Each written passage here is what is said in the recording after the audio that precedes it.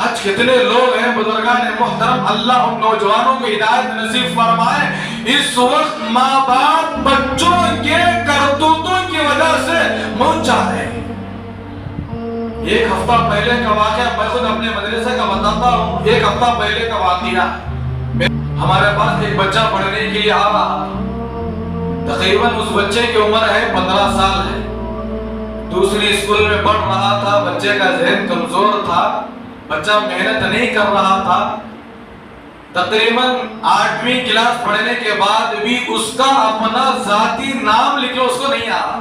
کتنے بڑے افسوس کی بات، یہ باپ 8 سال محنت کر کے خون پسینہ بہا کر اپنے بچے کو کچھ آگے چل کر کیا ڈاکٹر بنانے کی نیت رکھا ہے، انجینئر بنانے کی نیت رکھا ہے، یا پروفیسر بنانے کی نیت رکھا، جو بھی نیت رکھا ہے وہ بنانے کے لیے 8 سال اپنے بچے کے پیچھے محنت کیا۔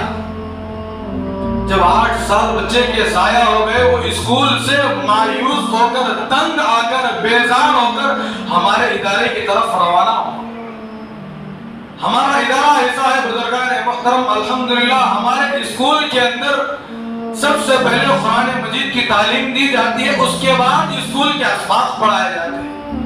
شاید کہ ہمارے پورے ڈی جے ہیلی کے اندر جتنے اسکول ہیں، الحمدللہ تحدیث بن نعمہ کے طور پر میں بتا رہا ہوں، بہت سارے مدارس ہمارے اس علاقے میں ہیں۔ اس وقت جہاں پر کلام پاک پڑھایا جا رہا ہے، وہاں پر دنیا کی چیزیں بھی سکھائی جا رہی ہیں، اور جہاں پر اس وقت اسکول کی تعلیم دی جا رہی ہے، وہاں پر اسکول کی تعلیم سے بھی زیادہ آخرت کی طرف متوجہ کیا جا رہا ہے۔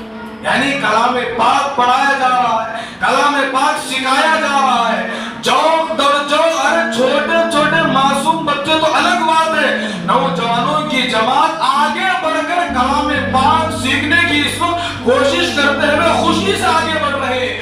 اللہ پاک ہمارے ان اداروں کو اور ترقی نصیب فرمائے۔ تو ہمارے ادارے کے اندر ایک بچہ اسکول پڑھنے کے لیے آیا تو اس کا داخلہ 9th میں ہوا، تقریباً 1 مہینے سے وہ تعلیم حاصل کرنے کے لیے آ رہا تھا۔ درمیان میں ایک مرتبہ ایسا ہوا، ایک نئی بیماری ہمارے مسلمانوں کے اندر چلتی ہوئی آ رہی ہے، جب پیدا ہوتا ہے اس تاریخ کی خوشی منانے کے لیے آج کیک کاٹا جاتا ہے، نیا سال منانے کے لیے کیک کاٹا جا رہا ہے، اپنی پیدائش کی خوشی بنانے کے لیے کیک کاٹا جا رہا ہے۔ بہرحال وہ بھی عنوان قریب اسی مہینے میں انشاءاللہ لے کر آؤں گا۔ تو وہ جو بچہ ہمارے پاس پڑھنے کے لیے آ رہا تھا، 3-4 دن کے بعد اس کا برتھ ڈے تھا۔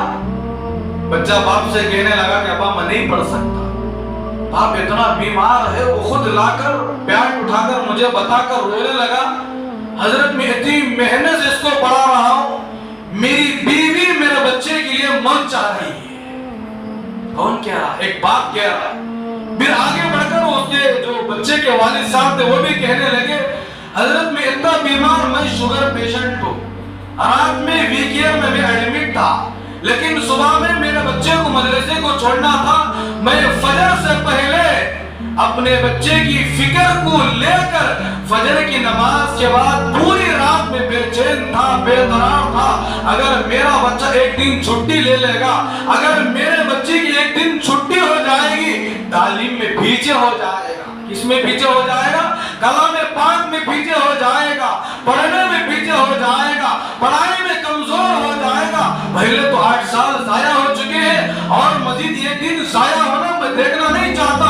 وہ بیمار باپ روتا ہوا پوری رات بیماری میں بیڈ کے اوپر گزار کر فجر کے بعد 8 بجے اپنے بچے کو لے کر آ کر کے مدرسے کو چھوڑ کر جانے لگا۔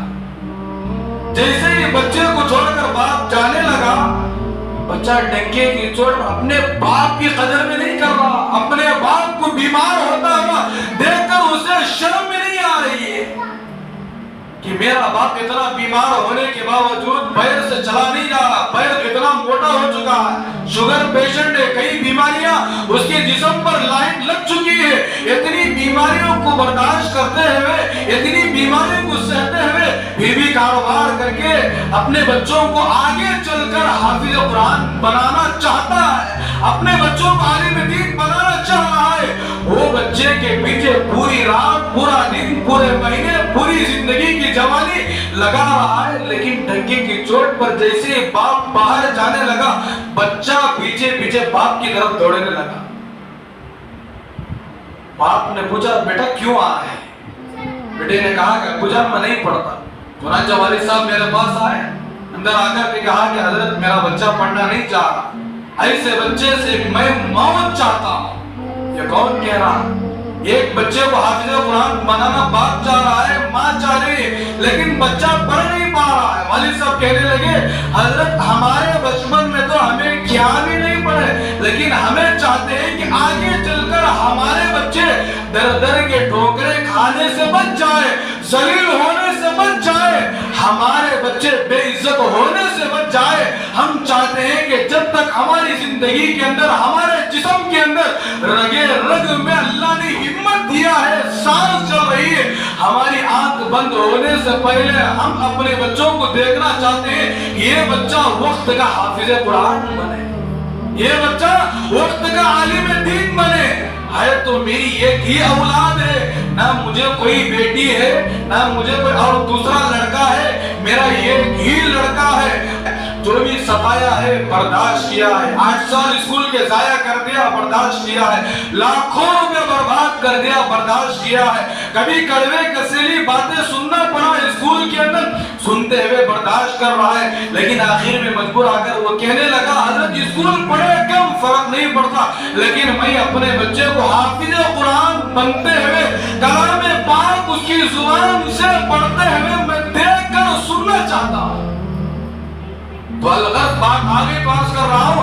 आज कितने बच्चे ऐसे हैं, कितने नौजवान ऐसे हैं, बास करतूत, बास काम ऐसे करते हैं जिसकी वजह से माँ बाप मजबूर होकर, चाहे तन्हाई में हो, कभी तो माँ बाप अपने बच्चों के सामने जाहिर कर देते हैं, अरे ऐसी औलाद ना होती तो कितना अच्छा होता। सोहबत अल्लाह वालों की, सोहबत अल्लाह वालों की, अल्लाह से मिलवा जाती है। सोहबत अल्लाह वालों की अपना रंग दिखा जाती है।